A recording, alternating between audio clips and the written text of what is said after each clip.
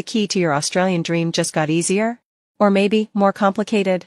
If you're holding a 482 visa, applying for one, or even just dreaming about working down under, you cannot afford to miss the next 10 minutes. The Australian government has just dropped a massive update to the temporary skill shortage visa, the 482, and it changes everything, from the jobs in demand, to your pathway to permanent residency, and even how you're protected at work. Some of these changes are an absolute game changer, while others might throw a wrench in your plans. I'm going to break down every single update, strip away the legal jargon, and give you the clear, actionable information you need to navigate this new landscape. Stick with me until the end, because I'll also show you exactly how to prepare your documents to avoid catastrophic delays and maximize your chances of success. For those who might be new, the 482 visa is a cornerstone of Australia's skilled migration program. It allows Australian businesses to sponsor a skilled overseas worker to fill a position they can't find a suitably skilled Australian to do. It's typically granted for up to 4 years, and for many, it has been the first crucial step towards calling Australia home permanently. Now, why is this August 2025 update so significant? The Australian government, in line with its migration strategy, is continuously refining its system. The goal is threefold: 1. To truly address critical skill shortages that fuel the nation's economic growth, 2. To protect both Australian workers and migrant workers from exploitation, and 3. To create a more streamlined and predictable pathway for temporary residents to become permanent residents, integrating fully into the Australian fabric. This isn't just a minor tweak. This is a substantial overhaul. In this comprehensive video, we will cover 5 critical areas. 1. The new occupation lists and priority jobs. 2. The crucial updates to work experience and skills assessments. 3. The latest on visa processing times and how to get priority. 4. The new and expanded permanent residency pathways. 5. The strengthened worker protections and employer obligations. I know that's a lot of information, but I promise you, by the end of this video, you will have a crystal clear understanding of where you stand and what your next steps should be.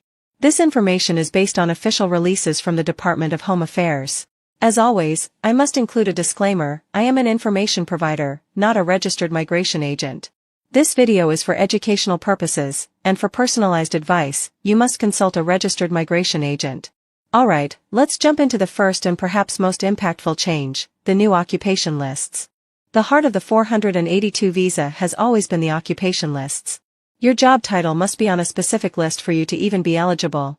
The August 2025 update has reshuffled these lists significantly, reflecting a post-pandemic economic recovery focused on sovereign capability, net zero transition, and the care and digital economies. Gone are the old MLTSSL, STSOL, and ROL lists. They have been fully replaced by a new, more dynamic system built around the Core Skills Occupation List, CSOL. The CSOL is designed to be more responsive to Australia's actual labour market needs. But here's the critical new layer: not all jobs on the CSOL are treated equally. The government has now introduced a Priority Skills Occupation List. This is the list you want your job to be on.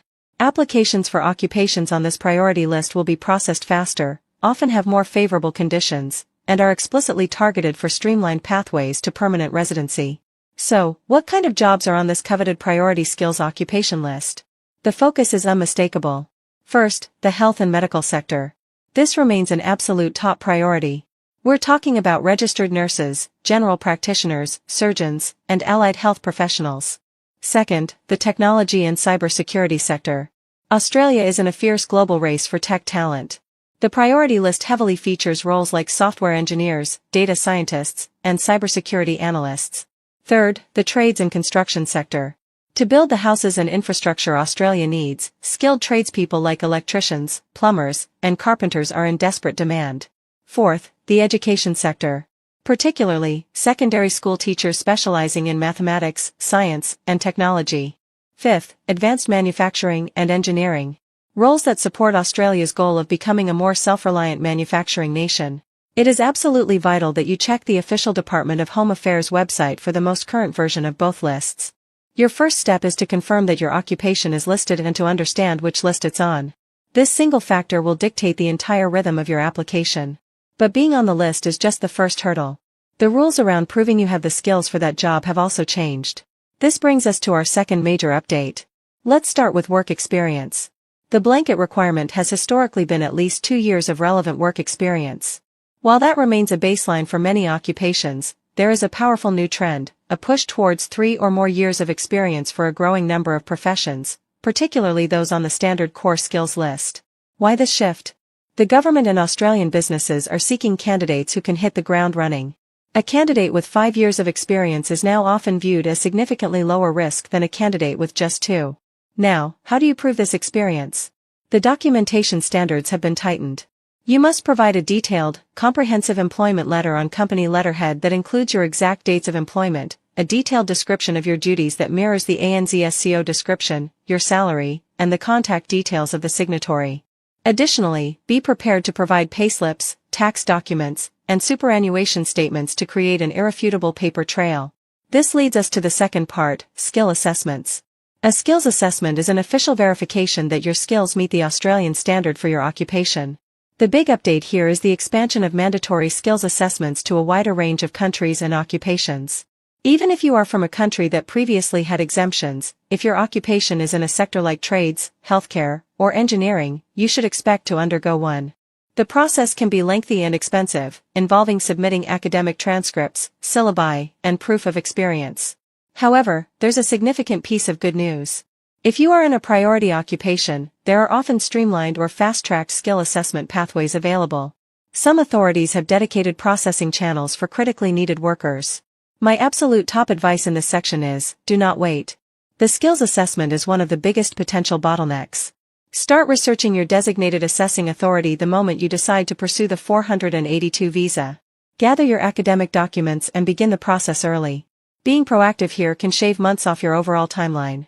Understanding these hurdles is one thing, but how long will it all take once you hit submit? That depends entirely on the next topic. The Department of Home Affairs provides global processing time indicators on its website, showing ranges. These are helpful as a very rough guide, but they don't predict your individual case.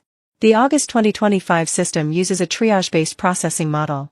This means not all applications are processed first in first served. They are categorized based on priority. So, how do you make sure your application is in the fast lane? Here's how. Priority occupation, this is the number one factor. If your job is on the priority skills occupation list, your application will be allocated to a case officer much faster. Complete application, this is the biggest cause of delays. An application that is decision-ready has all documents attached, correctly formatted, and certified. Incomplete applications are set aside, leading to requests for more information, which can add months of delay. Sponsor status, applications from accredited sponsors are processed significantly faster. These are businesses with a proven track record of compliance. Country of passport, applications from low-risk countries often see slightly faster processing. To avoid delays, your mission is to tick every single one of these boxes. Choose a priority occupation if you can, find an accredited sponsor, and be fanatical about the completeness of your application. Now, for the moment thousands of 482 visa holders have been waiting for, the new PR pathways. The government has made it a more direct and certain road to permanent residency. The most significant change is the removal of the limit on onshore applications for the subclass 186 temporary residence transition, TRT, stream. Furthermore, the eligibility criteria have been relaxed. The biggest update is the reduction in the time you need to have worked for your sponsor before you can be nominated for PR. It has been reduced from 3 years down to 2 years for the vast majority of occupations. This is a massive win, effectively cutting your waiting time by a third. The direction is clear. If you are in Australia on a 482 visa, working in a skilled job and contributing, the government is making it easier for you to stay. Finally, let's talk about your rights. The August 2025 update has significantly strengthened worker protections and employer obligations. This is a critical part of the government's strategy to prevent the exploitation of migrant workers. New measures include stricter sponsor monitoring, increased powers for unannounced audits of businesses. Greater transparency, sponsors are now legally obligated to provide you with a document, in your native language, outlining your rights under Australian law. Anti-retaliation provisions, it is now illegal for a sponsor to fire you or threaten your visa status for speaking up about exploitation. Easier mobility, the rules around changing sponsors have been slightly eased. If you are in an exploitative situation, it is becoming easier to find a new sponsor. These protections are there for a reason. Use them. Know your worth, know your rights, and ensure you are being paid the correct market salary. So, there you have it. The Australia 482 visa update for August 2025 in full detail. It's a system that rewards high-demand skills, proven experience, and complete applications with faster processing and a clearer path to calling Australia home permanently. If you found this video helpful, if it clarified the path for you or saved you hours of research, then please do me a huge favor. Hit the like button, it really helps the channel. Subscribe to HD World Plus and tap the bell icon so you don't miss our next update. And most importantly, leave a comment below. Tell me what your situation is or what you'd like me to cover next. Is it the 186 visa? Partner visas? The points test? I read all your comments. The journey to Australia can be complex, but you don't have to do it alone. We're here to provide the information. Just remember, for personal advice, always consult a registered migration agent. Thanks for watching. This is HD World Plus. Good luck, and we'll see you in the next video.